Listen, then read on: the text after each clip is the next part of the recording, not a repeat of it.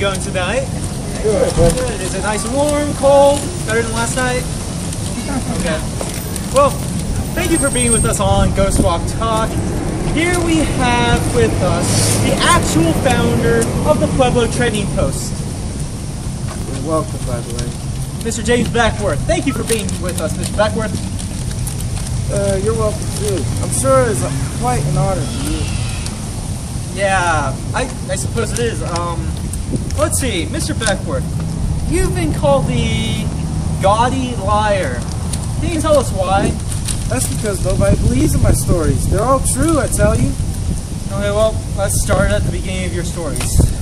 You were born in Frederick County, Virginia, correct? Nonsense. I was born in 1806 to a Crow Indian, stolen by a Cheyenne during a raid and sold to the white man. No, it says here you were born in 1800. 1798. You just said 1806.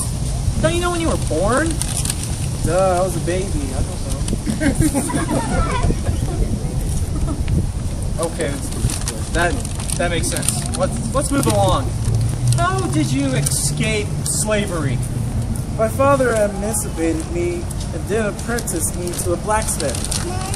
So why didn't you become a blacksmith instead of a frontiersman?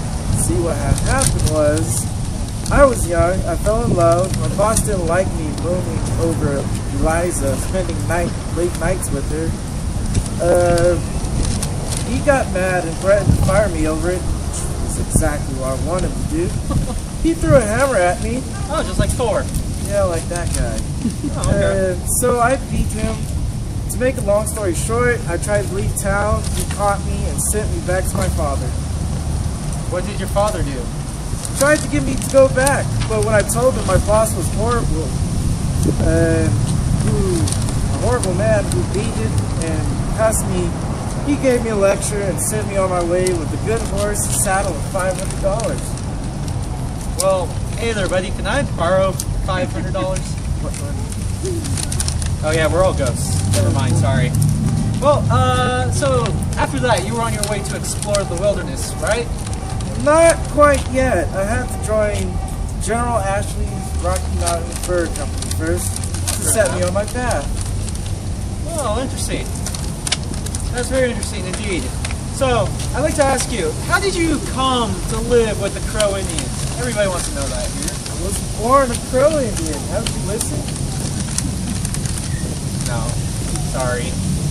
Okay, well, isn't it true that Caleb Greenwood made that story up? Alright, he got me. He made it up. He made it up. And you just went along with this guy. I thought it was funny. I didn't realize that the Native Americans at the time thought that the white man didn't lie. So one of the squaws said her lost child had a birthmark over his eye. So did I. She claimed me as her own, and that was how I was brought into the family. Wait, I thought it was white man can't jump, not white man didn't lie.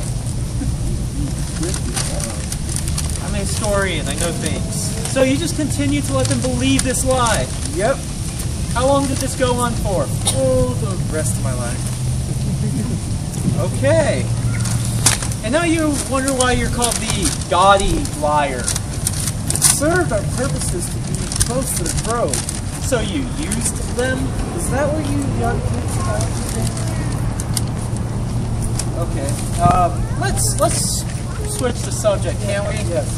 Okay. Well, I've read here that you were particularly fond of getting married. You can say that. How many wives did you have?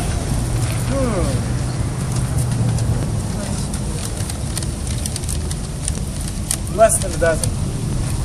Less than a dozen? I've got like 5 names here. Yeah, you can say like 9 or 10.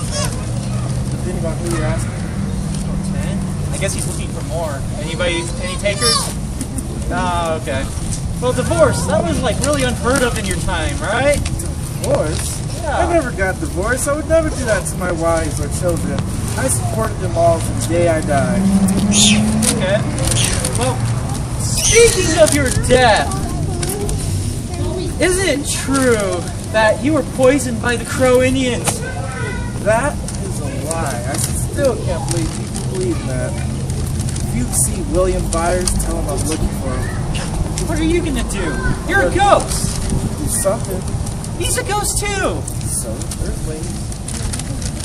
Okay, well, wait, William Byers, that's the guy that created the Rocky Mountain News, right? Yes, that very same. That yellow belly used me to sell his papers. He printed that lie and people still believe it. Well, if that was a lie, then one of your other accounts for death must be accurate, correct? So, like here, it says, after the Sand Creek Massacre, your nose just started bleeding and you felt ill, and you returned to the Crows to die. Or you went to Denver and just died there. Or a guy named Chuck Norris killed you. Or Colonel Mustard with the candlestick in the library. I explained that. You're really having fun with this, aren't you? Yeah, I am. How am I supposed to know? I was dead, wasn't I? Yeah, I guess that's true. Okay, well, it looks like that's all we had time for tonight, Mr. Beckworth. Thank you for being with us on Ghost Walk Talk, and thank you to our lovely audience. Now have a lovely evening. Thank you.